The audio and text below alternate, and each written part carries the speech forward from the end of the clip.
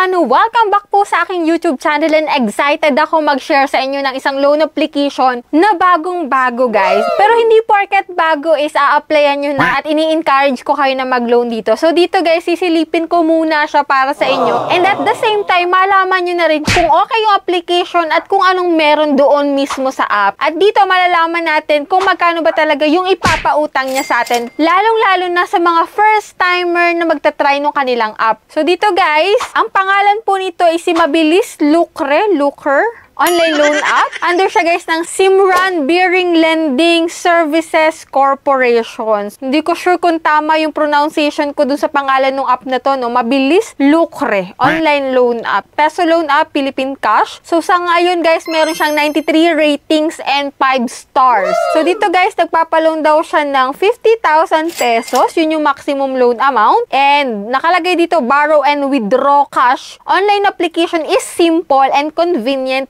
Withdraw cash in just 3 steps. So, 3 steps lang daw is withdraw mo na agad yung pera kay Mabilis Lucre.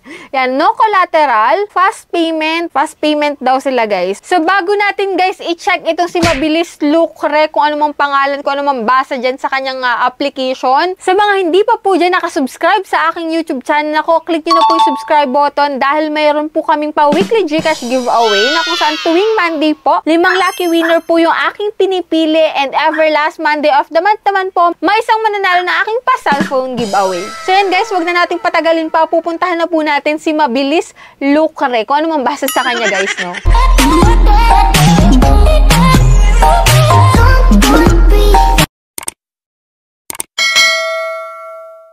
So disclaimer, hindi po tayo agent or promoter ng mga loan application na nababanggit natin dito sa ating channel. So dito guys, nag-share lamang po tayo ng experience at ng makikita natin sa kanyang application. At kung magkano ba talaga yung totoong ipapaloan niya sa atin. So dito guys, itong application na to is makikita mo lamang po sa App Store. Wala po siya sa Google Play Store. Kaya if ever man na nagbabala kayong umutang dito, wala siya sa Google Play Store guys. Ayan guys, pagka-download ko ng application, ito po yung mga makikita dito, no? Meron siya dito 30,000, bigla na lang siyang naging 30,000 yung ipapalow niya. So, di ba, dun sa ads niya 50,000 yung nakalagay. Kaya nga, sabi ko sa inyo lagi, huwag kayong papagoyo dun sa mga ads na nakalagay kasi malabo pa sa madilim yung pinapakita nila dun, no? So, dito guys, loan term is 121 days at may interest per day na 0.05% per day. So, pipindot ko lang dito guys yung take it now. And dito as usual, magla-login ka using your active mobile number and magsisend ng OTP code. Dito guys, kung ayaw mo magsayang ng oras pag may fill up nito, no, panoorin mo tong video na to para at least ikaw na lang yung magsasabi na kung okay siya or hindi para sa'yo. So dito guys, ito yung mga ID na pwede dito. May recommended ID type dito, no, driving license, UMID, passport, national ID, PIN, and health card. So dito guys, sa other option,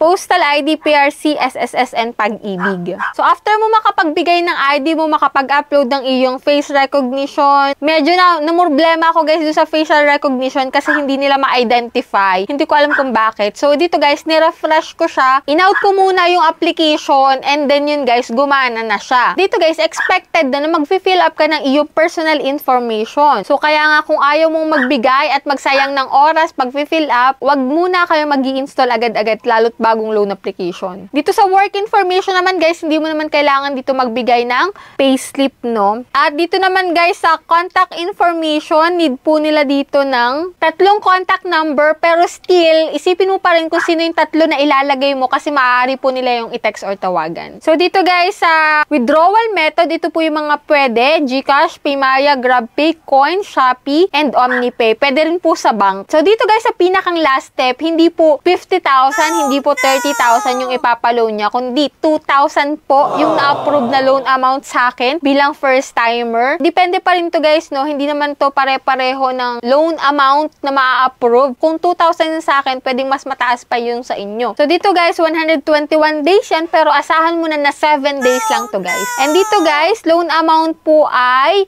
2,000, pero hindi mo pa siya buong makukuha kasi may ibabawas na service fee na worth 800 pesos. At ang amount to receive mo lang po sa 2,000 is 1,200. Then, after 7 days, babayaran mo na siya, mawi-wave na yung 20 pesos, mawi-wave na yung 20 pesos, and pinaka ang total is 1,980. Pero still, malaki pa rin yung 800 pesos na ibinawas nila na service fee. Kaya pag-isipan nyo mabuti kung maglo-loan kayo sa mga gantong loan application na medyo malaki yung service fee na ibinabawas, tapos 7 days lang. Kaya po, kung ako sa inyo, wag muna kayo mag-i-install basta-basta. Wag muna magsasubmit ng application hanggat wala pa kayong idea dun sa loan application na a-applyan ninyo. Kaya nga po ito, ni-review ko po itong bagong loan application na to para at least may makuha kayong idea about sa application na to. So that's it. Yan lang yung meron dito kay Mabilis Lucre, kung ano man yan, no? So sa mga hindi pa dyan nakasubscribe sa aking YouTube channel, kindly click na subscribe button. I-on nyo na rin po yung notification bell para updated kayo sa mga gantong usapan, lalong-lalo sa mga bagong naglalabasan ngayon na loan application. So bye-bye na muna for now, guys. See you on my next vlog.